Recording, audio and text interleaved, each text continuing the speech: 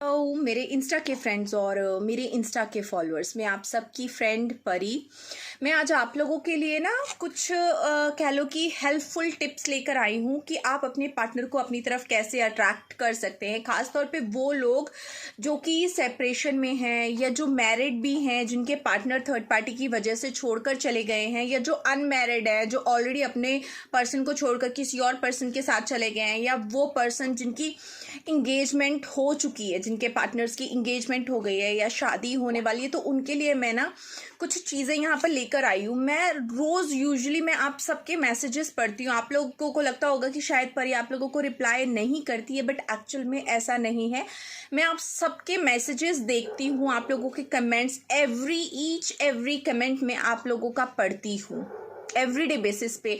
But पूरा schedule मेरा इतना ज़्यादा बिजी रहता है कि मैं चाहकर भी आप लोगों को आंसर्स नहीं कर पाती हूँ, रिप्लाई नहीं कर पाती हूँ।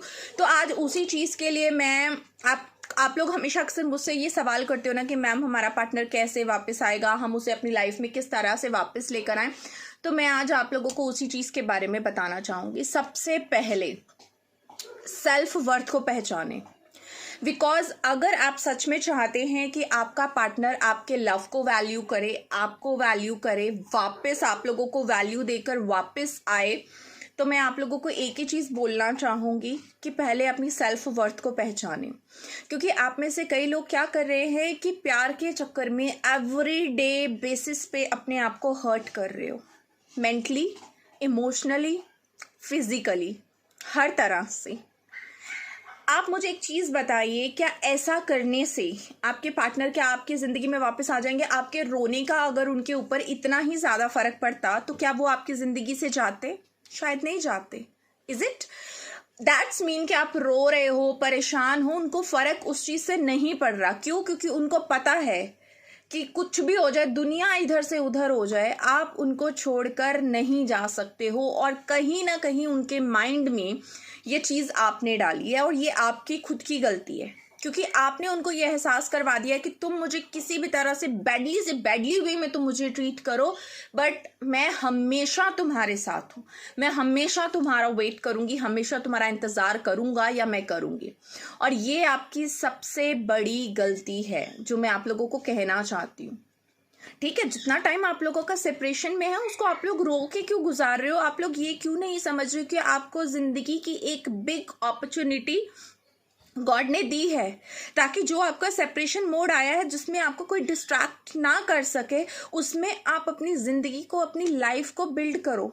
आप लोगों को वो चीज़ें समझ में नहीं आ रही, आप लोगों को आपकी लाइफ समझ में नहीं आ रही, सिर्फ आपको एक प्यार का टैग समझ में आ रहा है कि हमारा पर्सन है। एक बात कहती हूँ मैं आप लोगों को, क्योंकि अभी वो दूर है, इसी वजह से आपको ये चीज़ लग रही है प्यार प्यार प्यार। जब वही इंसान आपके साथ रहकर आपको टॉर्चर करने लगता है ना, तब आप में से कई सारे लोग ना डिवोर्स चाहते हो। फिर आपको फील होता है कि मैम घुटन हो रही है, हमें तकलीफ हो रही है, हम उस पर्सन के साथ रह नहीं सकते। तो जिंदगी, यूनिवर्स, गॉड आपको इस चीज़ का मौका दे रहे हैं कि अपनी चॉइस को आप लोग पहचानिए, अपनी चॉइस को जानिए कि जो चॉइस आप कर रहे हो क्या वो आपकी ज़िंदगी के लिए बेटर है भी कि नहीं है। आप लोग उस तरफ नहीं सोच रहे हो, सिर्फ आप ना एक ही जगह पे स्टक होके कि आपको आपका पार्टनर चाहिए। वो भी एक टाइम पे मिलेगा, जब उसका एक राइट टाइम आएगा वो आपको मिलेगा, बट उससे पहले जो टाइम मिला है उसकी तो वैल्यू कर लो। अपने आप को वैल्यू नहीं कर रहे, अपने आप को सेल्फ लव में नहीं लेकर आ रहे, अपने लिए कुछ नहीं कर रहे, को डिपेंडेंसी में हो, खुद के डिसीजंस कभी नहीं ले सकते, अपनी चॉइसेस को आप लोग नहीं पहचानते, राइट एंड रॉन्ग आप लोगों को नहीं पता क्या है। खुदा नहीं खास्ता कल को शादी कर लोगे, इंडिपेंडेंट नहीं हुए, चाहे मैं यहाँ पर बात करूँ, चाहे इमोशनली बात करूँ, चाहे फाइनेंशियली मैं बात करूँ, अगर आप लोग को डिपेंडेंसी से बाहर नहीं निकलोगे और खुदा नहीं खास्ता कल को आपके साथ कोई बड़ी चीज़ हो गई तो क्या करोगे? फैमिली भी नहीं देखेगी, ये बात याद रखना मेरी। अगर इस गुमान में हो ना कि फैमिली विल सपोर्ट यू, तो भूल जाइए। आप लोग अपने करियर में अभी ज़ीरो हो और आप लोगों को शादी करनी है। शादी करके क्या करोगे? अपने आगे की जनरेशन को क्या दोगे?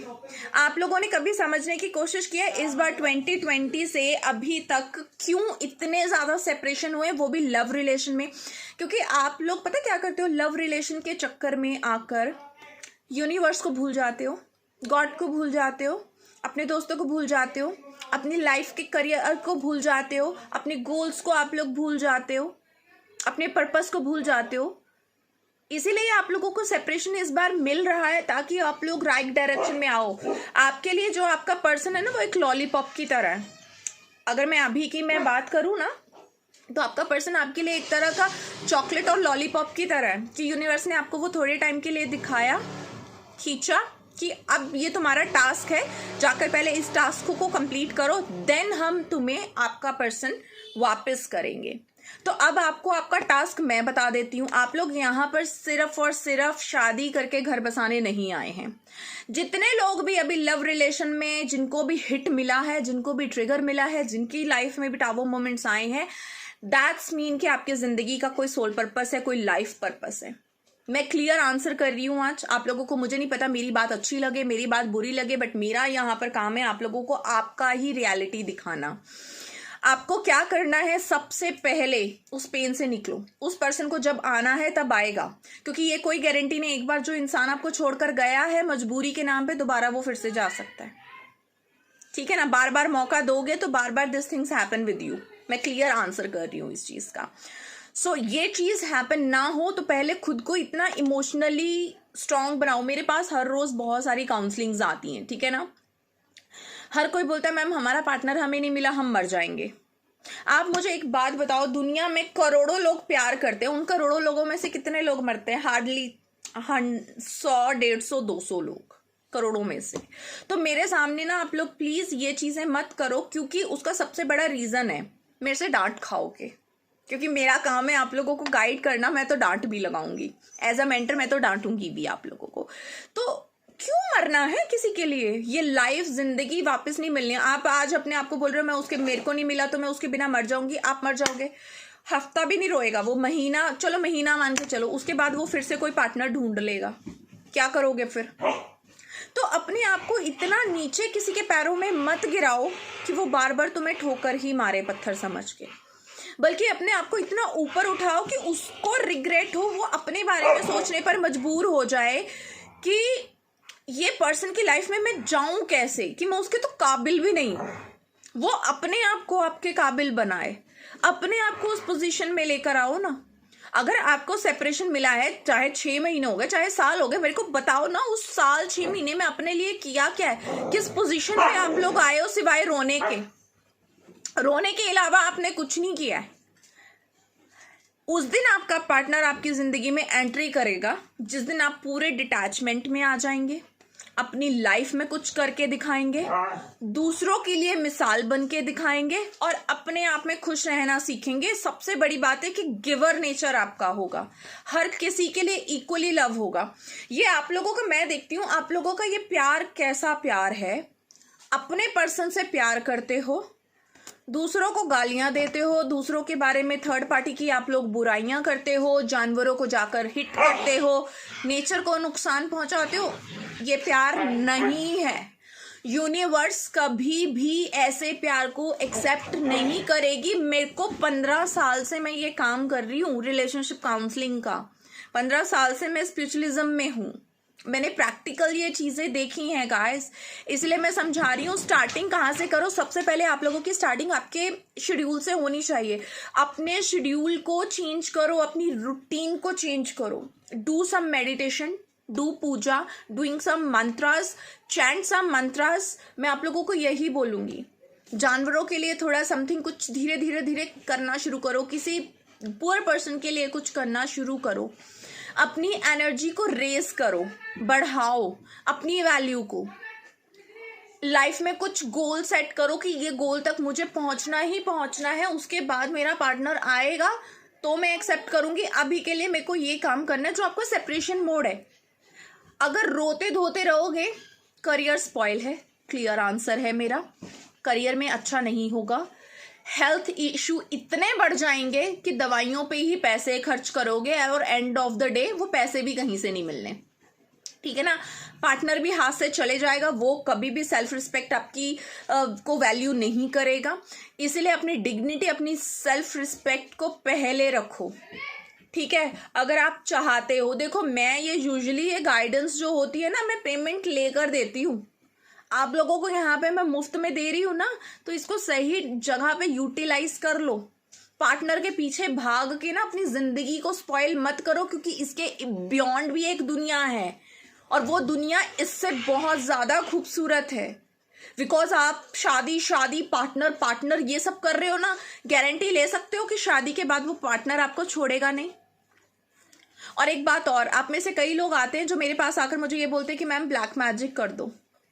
एक चीज मैं आपको बता दूं, चलो आज आप किसी से ब्लैक मैजिक, मैं तो करती नहीं हूँ, मैं क्लियर बता रही हूँ, मैं ये सारी गलत हरकतें करती नहीं हूँ, क्योंकि जिस प्यार को ब्लैक मैजिक के थ्रू पाया जाए ना, उससे घटिया कुछ हो नहीं सकता फिर, ठीक है ना, उससे घटिया कुछ नहीं है। मैं क्लियर बोल रही हूँ, बहुत लोगों को मेरी आज बात बुरी लगेगी, लग जाए, कोई फर्क नहीं पड़ता, बट अगर मेरी बात बुरी लगने के बाद आपकी जिंदगी में कुछ चेंजेस आते हैं ना, पॉजिटिव चेंजेस, तो मेरे लिए बहुत बड़ी बात है। चाहे मुझे 4 गालियां दे लो, बट अपनी जिंदगी को चेंज कर लो, मेरे लिए इतना ही बहुत है, ठीक है ना।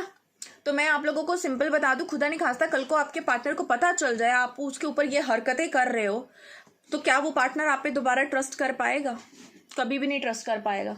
मैं क्लियर बता दूं, कभी भी आपको वो इंपॉर्टेंस नहीं देगा, वैल्यू नहीं देगा, आपकी जिंदगी में नहीं रहेगा। तो प्रार्थना करनी ईश्वर से कर लो, ईश्वर को ये बोलो कि भगवान मेरे लिए जो सही है ना, आप उसे मेरी जिंदगी में दे देना, ठीक है। मैं वेट नहीं करने वाली, मैं मेरी जिंदगी में आगे बढ़कर कुछ करके दिखाऊंगा या मैं दिखाऊंगी। That's the spirit. रोकर धोकर अपने आप को परेशान कर कर पूरी रात दिन रात जाग कर, you can't achieve anything in your life. बर्बाद करोगे टाइम भी, हेल्थ भी, करियर भी, सब कुछ।